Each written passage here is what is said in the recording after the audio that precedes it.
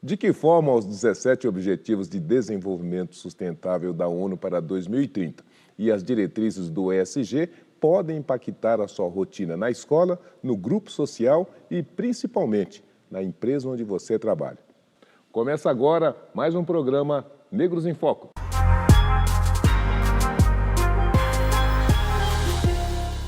E hoje, com a gente aqui no estúdio, duas mulheres poderosas, para lá de especiais. Rachel Maia, que é a fundadora e CEO da RM Consulting, que, dentre outras coisas, já pilotou empresas multinacionais lá e cá e é uma personalidade respeitadíssima, né? E Marina Peixoto, diretora executiva do Mover, que deixou um cargo de elite em uma das maiores empresas do mundo para assumir a diretoria executiva do Mover, Movimento pela Equidade Racial e Empresarial. E logo mais, um bate-papo com Gilberto Costa, diretor do Banco JP Morgan e do Pacto de Promoção da Equidade Racial.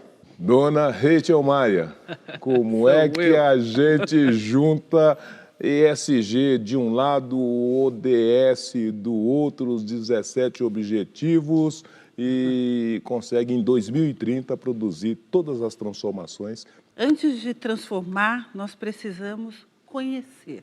Os Objetivos de Desenvolvimento Sustentáveis vêm sendo discutidos desde 1972 para desenvolver também ações relacionadas à sustentabilidade. Trouxemos os 17 Objetivos de Desenvolvimento Sustentáveis, o qual tem a educação no centro. Objetivos de Desenvolvimento Sustentáveis mais ESG, Environment, Social and Governance, ambiental, social e governança, através de uma forma sustentável. Conhecer para transformar. E aqui alguns dos itens que compõem essa agenda dos 17 metas globais da ONU, né? Olha, erradicação da pobreza, fome zero e agricultura sustentável, saúde e bem-estar, educação de qualidade, igualdade de gênero, água limpa e saneamento, energia limpa e acessível e por aí vai. Marina, a empresa, o que ela pode fazer para transformar isso daqui em realidade? Qualquer mudança, ela nunca é feita por uma única parte, né? É preciso o governo, é preciso mobilizar a sociedade civil e as empresas, sim, têm um papel social também nessa transformação, assim como cada um de nós, como indivíduos. Então, as empresas, né, elas contratam, as empresas investem, as empresas comunicam, em cada uma das suas áreas de negócio tem um poder, né, de transformar. E aí vem aquela agenda corporativa que a gente fala de diversidade e inclusão. Agora, Marina, tem um limitador que é muito debatido e discutido, porque o Pacto e o ESG e todas as ações empresariais, e mesmo sociais, são voluntárias. Você acredita que sem uma mão forte do Estado, sem a mão forte da lei, é possível fazer todos esses atores cumprirem essa agenda? Olha, políticas públicas são fundamentais e talvez sejam o mais importante para fazer a mudança. Eu acho que a gente tem a política de cotas como um bom exemplo aí de um grande avanço que permitiu na entrada o acesso de jovens à universidade e que permitiu o acesso ao mundo corporativo. Mas as empresas sim se complementam, né? Então, sim, tem que colocar do mesmo jeito, com o mesmo rigor, uma meta para avançar nessa agenda, uma métrica para acompanhar os avanços, iniciativas, investimento em iniciativas dentro e fora, para que a gente tenha essa transformação de fato. Agora, Rachel, você estava dizendo para nós, olha, essa visão, esse movimento, essa preocupação vem desde 1970. E quando a gente pega os números aqui no Brasil em especial, a gente vê que, pelo menos do ponto de vista de negros, as coisas não andaram. Por que que desde 70, com todo esse empenho, nós estamos no mesmo lugar? Nós temos que criar metas. E as metas têm que ser agressivas.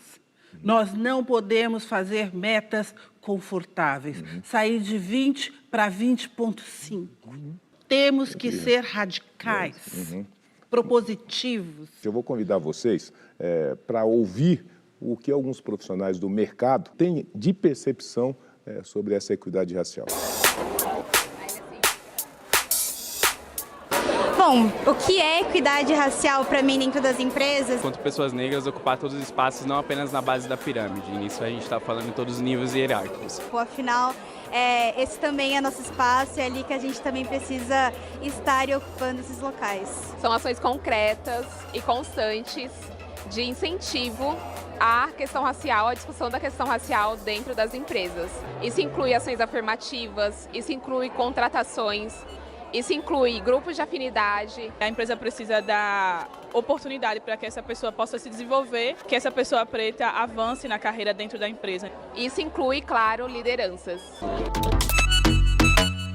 Você viu que eles estão lá, né, impactando. Nós queremos ver tudo isso daí acontecer. Exato, eu gostei muito de ouvir ali quando falaram de ações concretas. Eu acho que não é só intenção e não é só voluntário, né? É questão, acho que, de sobrevivência de toda e qualquer empresa que quer ser relevante hoje no mercado, né? Que precisa falar com a pluralidade da nossa população. Os seus consumidores vão te cobrar, o mercado financeiro vai te cobrar, mas também uma demanda de toda a sociedade. E uma demanda justa e necessária, né, o Rachel?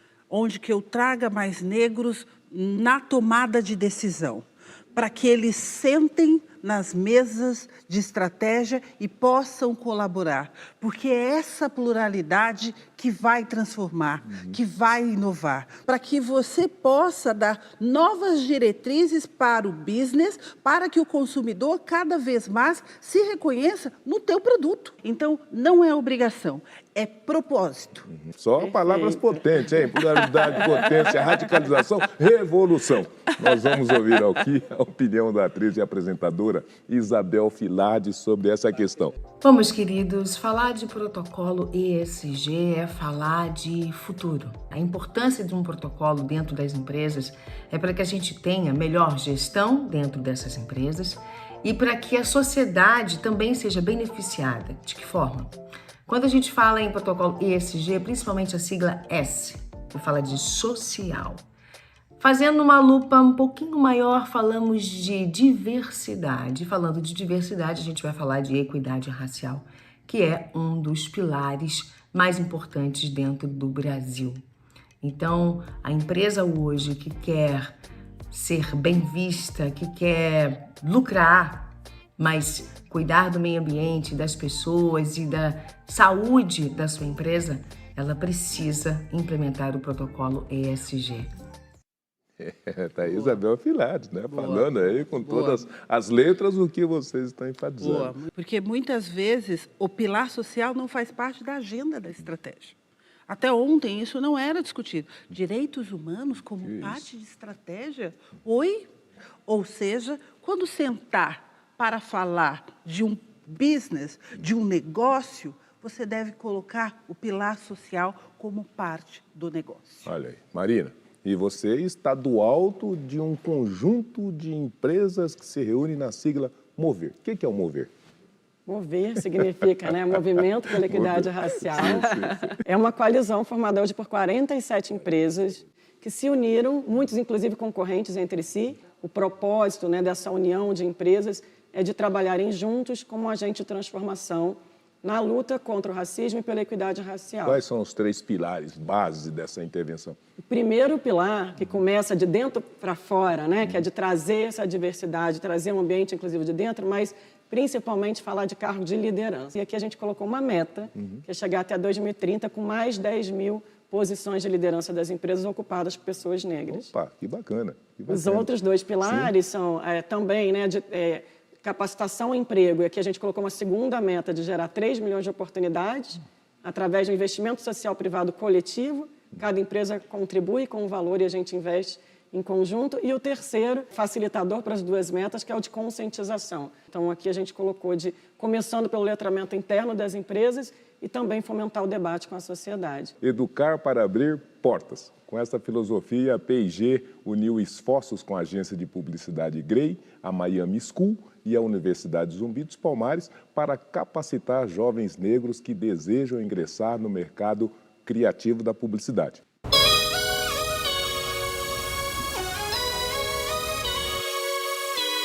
Sou Guilherme Muniz, da Zona Sul de São Paulo, Santo Amaro, ali, região Socorro. Sou aluno aqui da Quebrada. Hoje, a população brasileira é formada por 56% de pessoas negras. E o mercado publicitário, pouco inclusivo, é formado por 15% apenas de pessoas negras.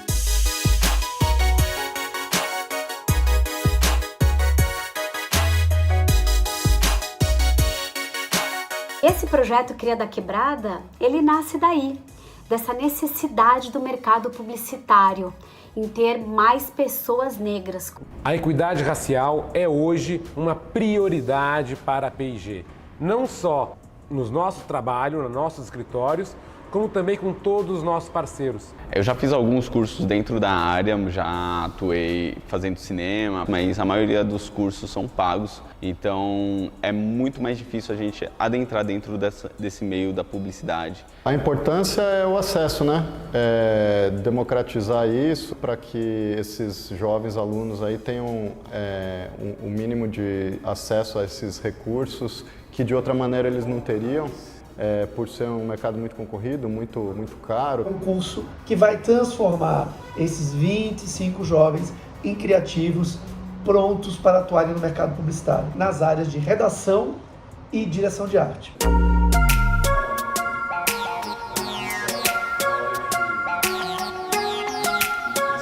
Parte do processo é não só capacitar, mas incluir no mercado de trabalho os formandos desse projeto. Nós teremos, ao final dele, a oportunidade para que todos apresentem o seu portfólio para todas as agências que trabalham com a P&G. A gente poder trabalhar em um grupo onde todos nós estamos ali querendo fazer algo muito incrível, trazer a nossa verdade. Então, vai quebrar essa barreira e vai trazer oportunidades de mudar o mercado. Então, as empresas investindo em mais educação, a gente vai ter uma sociedade muito melhor.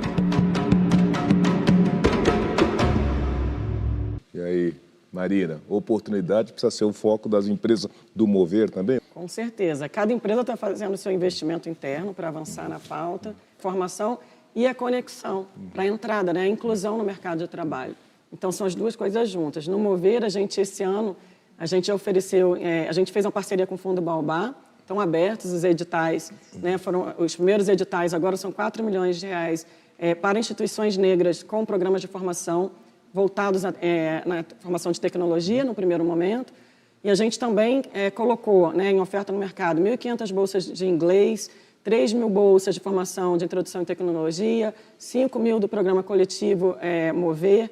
E a gente está também conectando com as vagas das empresas. Não dá mais para dizer que não encontra o talento ou que o talento não tem a formação, é a oportunidade de acesso às empresas. No próximo bloco, caminhos e estratégias usadas por diferentes empresas para transformar ambientes corporativos sem perder de vista a lucratividade. Não sai daí. Programa Negros em Foco volta já já.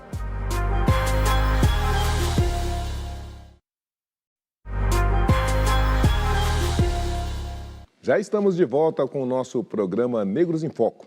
Hoje nós conversamos sobre o tema O Brasil, frente às ações de ESG e os 17 Objetivos de Desenvolvimento Sustentável da ONU para 2030. Quais os impactos para a agenda global, para os cidadãos e empresas brasileiras? Com a gente no estúdio, a Rachel Maia, que é a fundadora e CEO da RM Consult, e Marina Peixoto, diretora executiva do Mover, Movimento Empresas pela Equidade Racial. E já que a ideia é somar esforços e promover boas ações no setor corporativo, eu vou chamar para a nossa conversa um amigo de todos nós, que é o Gilberto Costa, diretor do Banco JP Morgan, uma das principais instituições financeiras do mundo, e também diretor executivo do Pacto de Promoção da Equidade Racial. Gilberto, vem para a conversa. Olá, professor. Olá a todos e a todas. Obrigado à TV Cultura pelo convite. Obrigado, professor José Vicente, um amigo querido. E o Pacto da Equidade Racial? O que é, o que propõe, o que ele pode contribuir para essa nossa agenda? Professor, o pacto foi lançado com o objetivo muito claro de trazer o protocolo ESG racial para dentro da agenda brasileira, né? Para a realidade brasileira, em que a desigualdade socioeconômica se cruza com a desigualdade racial. Né? A desigualdade socioeconômica no Brasil tem raça, cor e CEP.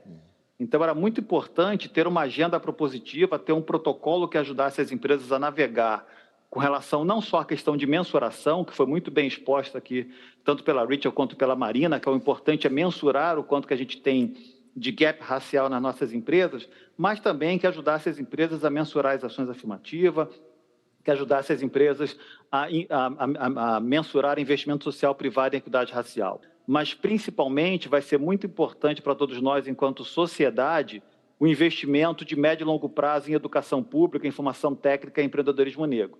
E, Gilberto, nós temos ODS de um lado, ESG do outro e todos os desafios, não é, à nossa frente. Você acredita que o pacto pode ser uma ferramenta importante para a gente dar um salto para o futuro?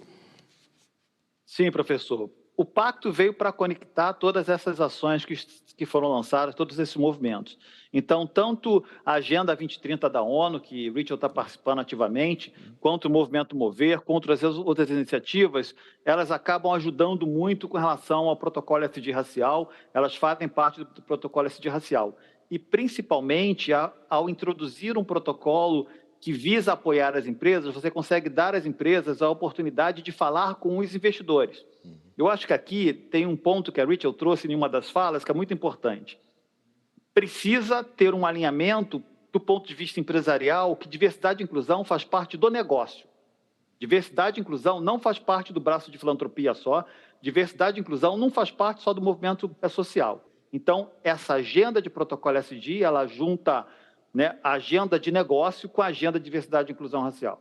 E, Gilberto, eu acho que é muito importante enfatizar que as empresas ficam na dúvida de como eu posso fazer essa mensuração.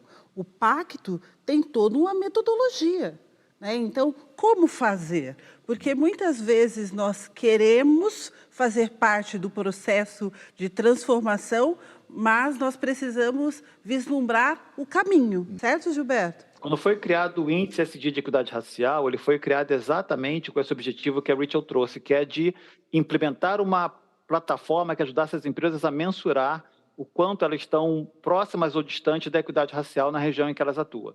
Então, o Índice de SD de Equidade Racial que foi lançado, ele traz exatamente esse objetivo. E ele, obviamente, foi lançado olhando não só as organizações, mas também o setor da economia em que a organização atua e a região em que ela atua, né, para respeitar as singularidades do nosso país, que é um país gigante, e a equidade racial era diferente em cada região que a empresa está estruturada.